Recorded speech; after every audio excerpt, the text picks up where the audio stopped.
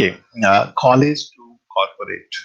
So most of you know that this program will basically help the person professional, uh, mostly the fresher graduates who wants to build their career in core IT. So under this program, I was interacting with a handful of fresher graduate, and just I'm selling story for last couple of weeks, and I've interacted with around roughly 50 student, and just I was going through whatever the project they have worked on in their final year, or just as a internship. And one of the very common thing which all fresher graduates supposed to know, and that was not known to them. And this thing is must known to each and every graduates. And what is that? So the question I asked that, okay, have you ever known to a tool called Putty? So it's a Putty, and I surprised to know none of them at least have heard this tool in their graduation. And this was literally, so as we all know that there is a big gap between the fresher, that is college pass out, and the person professional what companies are looking for. So this is one of the typical example of the skills what companies are looking for. There's a bare minimum skill what any company can expect, and that is missing to fresh graduate. So yes, it's not their fault. So what I'm just trying to give next 10-15 minutes, I'll just give you guys, if you're fresher listening to this, so I'll give you what exactly this particular tool will do. And it's very easy. Still, we are not knowing it. So that's not good. So Putty is simple. It's a very lightweighted tool which will help us to connect to any remote server. It may be any data center. It may be any cloud server. So it will help us to connect to cloud server or any remote servers through your local machine. So that's it. And while connecting, it's not GUI, it's a CUI interface. And most of us, if you are going to join any company and work on a specific domain connecting to the server, maybe it's a Java developer, maybe you're working as a database engineer in any typical project, you are going to know this thing, and you're supposed to know it. Okay, now uh, how it looks like and what are the things we supposed to know for this. So let me share how it looks like. So give me 1 second for this.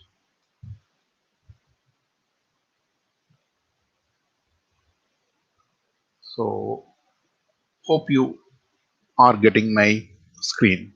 So it looks like this. Okay, see Putty configuration. So the very first, after installing it, if you double click on the icon, you'll be getting this particular screen. The moment you click, you'll get. So here we need to just focus on two areas. The first one is this host name. So what exactly this host name or IP? So host name or IP, the main question being asked while discussion is, so from where we will get IP? Who will give us IP? So nothing to worry on that IP or host name. That you are going to get from your senior, or while doing the knowledge transfer session, you are going to receive it. Okay, it's a list of server. So normally three things we use to receive: server IP or name will be there. The second one, user ID and password will be there. So nothing to worry on that.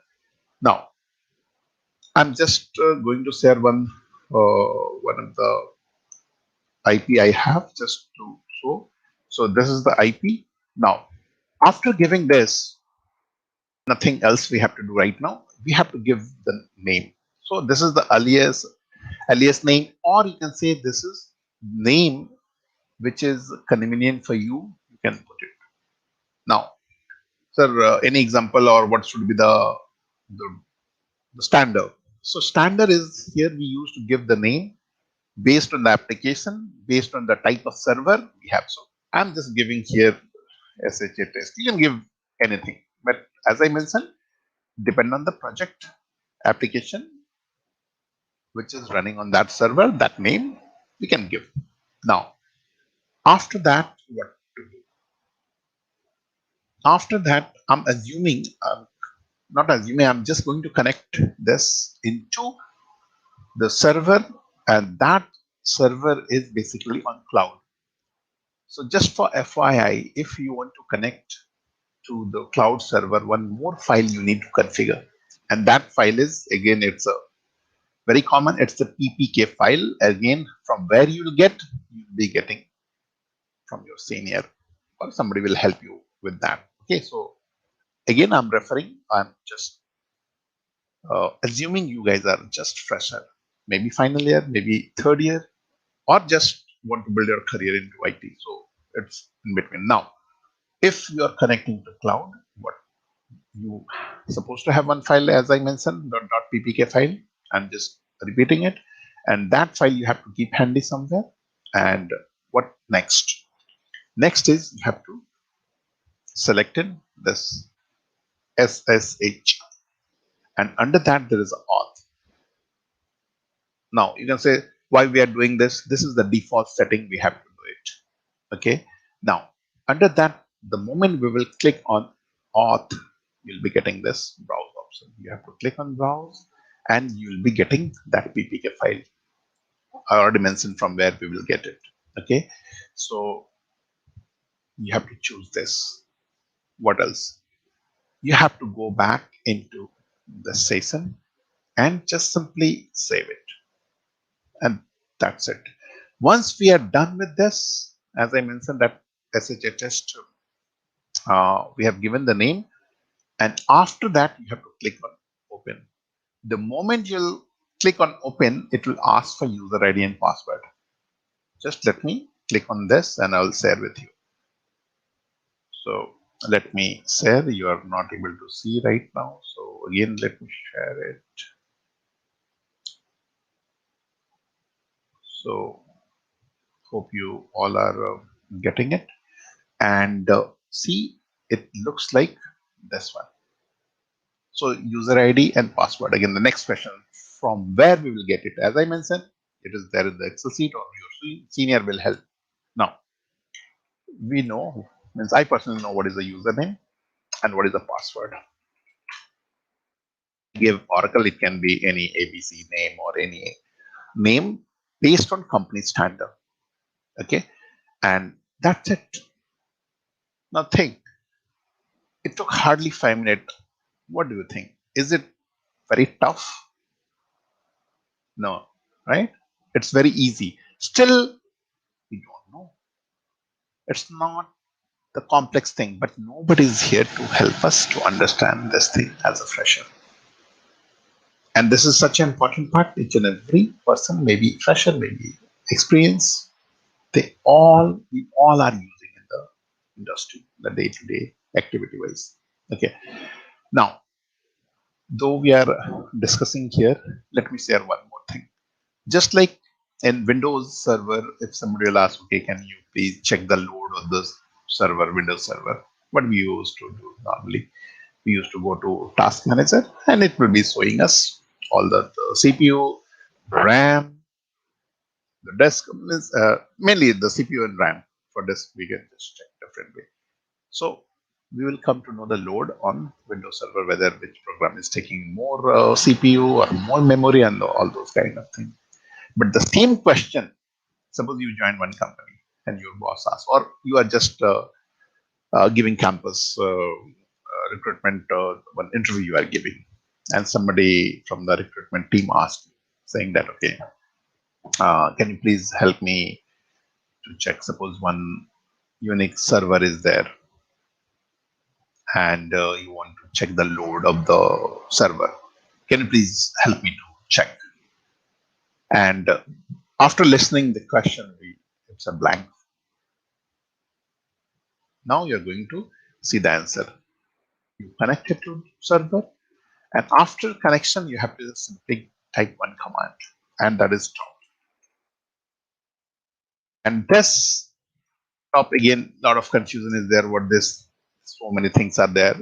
Just for FYI, these all are the different processes. Just like in Windows, we used to get same thing here. But main, we have to focus on this part, this particular line.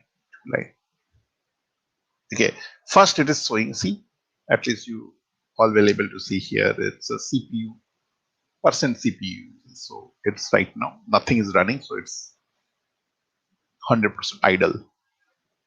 So we can rest assured that okay, no load is there. If it is maybe only 10, 15, 20% idle, definitely it's a matter of concern. Same thing, its total memory is this. And see, free is this. Okay, so almost no load or nothing is running load wise in the server. See, in a couple of minutes we learn this thing, and these small thing we are working for. So means we have done n number of project in our maybe second year, third year, but still these basic things are not to us. So this is what I wanted to share with you guys, and hope you got this crystal clear. So in case you guys need any help, definitely as discussed, every, you can say, Saturday night I'm just planning to come live. So whatever question is there, you can just ping me personally, and I'll be happy to help you on that. Okay, thank you and good night.